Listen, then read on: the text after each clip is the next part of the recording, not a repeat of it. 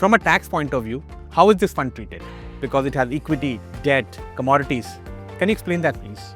So the taxation for this FOF is same as all fund of funds. All funds of funds enjoy LTCG benefit after 2 years. So if an investor holds the fund for 2 years, after that they get LTCG benefits, and that's the same for this fund.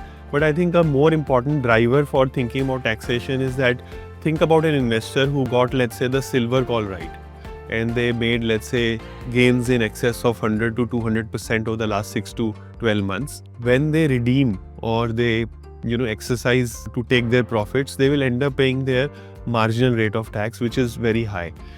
In this fund structure, if you take a exposure or a tactical or opportunistic exposure, all the gains of that exposure will get into the NAV.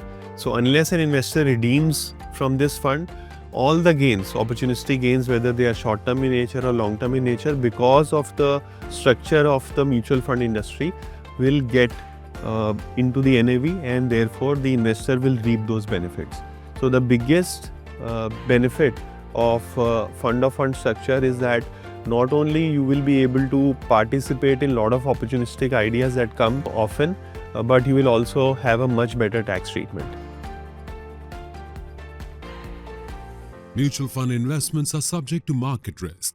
Read all scheme-related documents carefully.